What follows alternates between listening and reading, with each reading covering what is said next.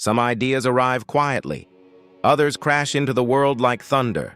But there is one idea, so small it can be written on a scrap of parchment, that unleashed revolutions, toppled empires, burned cities, and reshaped the lives of billions. It didn't come from a king's decree or a prophet's vision. It came from a single unsettling thought whispered more than 2,000 years ago. A thought so explosive that rulers spent centuries trying to bury it.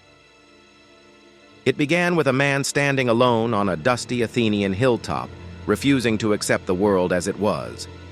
His name was Protagoras, a wandering teacher, a thinker with no army, no kingdom, no wealth, just one idea that would terrify powerful men long after his death. He said, "Man is the measure of all things." A simple sentence, but wrapped inside it was a revolution. Because in a world ruled by gods, kings, and traditions older than memory, Protagoras dared to suggest something unthinkable, that human beings, not divine powers or royal blood, decide what is true, what is just, and what is worth fighting for. In other words, reality itself begins with us. It sounds harmless today, but in ancient Greece, it was dynamite. If humans create meaning, then authority can be questioned. If truth depends on ordinary people, then kings can be wrong. If power comes from human judgment, then anyone, absolutely anyone, can rise. Protagoras wasn't inventing democracy. He was inventing something far more dangerous: relativism, the idea that truth is not absolute, but shaped by human perspective. And once released, it grew into a wildfire of questions. Who gets to decide right and wrong? Why obey a ruler simply because he was born into power? What if tradition is not sacred but optional? These were the kinds of ideas that made governments panic. In Athens, philosophers accused Protagoras of corrupting the youth. His writings were publicly burned, a rare fate in a city that claimed to be the intellectual capital of the world. His followers were chased out. His name was whispered like a curse, because deep down everyone understood what his idea meant. Thought itself had been set free. Centuries passed, empires rose, empires fell, but the idea never died. Instead, it waited, quietly, until it was rediscovered by minds even bolder. When medieval Europe insisted that kings ruled by the grace of God, Protagoras' idea slipped back into the conversation. Scholars began asking forbidden questions. If God chooses kings, why do some kings fail so miserably? Why do some peasants become saints? Why does power behave like something humans create, not something heaven ordains? Those questions slowly evolved into a new philosophy: humanism. And humanism did something disastrous to the old order. It put the individual at the center of the universe. Once again, an idea was burning through the world, toppling the certainties people lived by.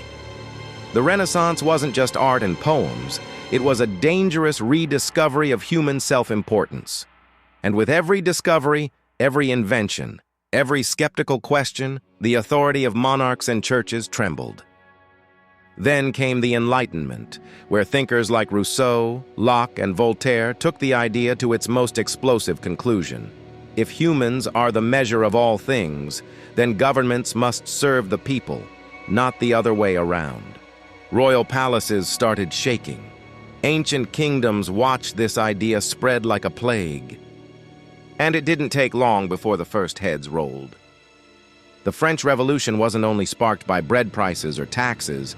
It was fueled by the belief that truth and power belonged to people, ordinary citizens.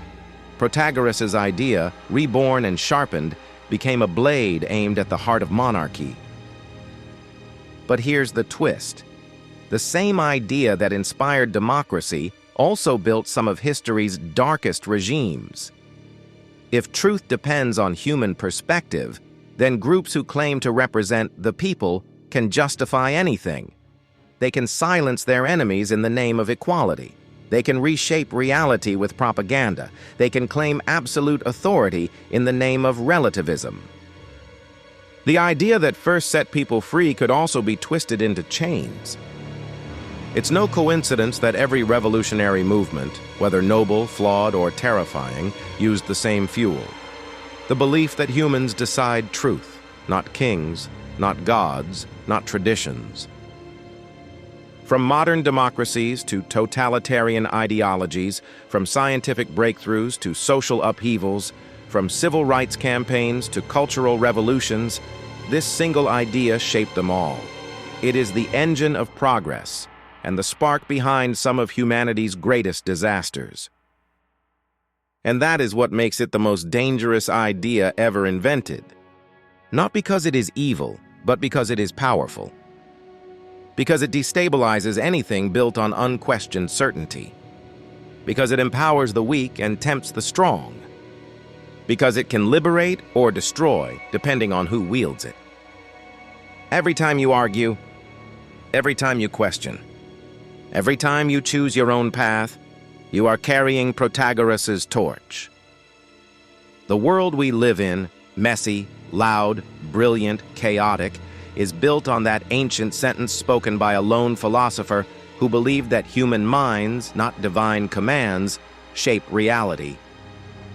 And whether we like it or not, we are still living inside his idea.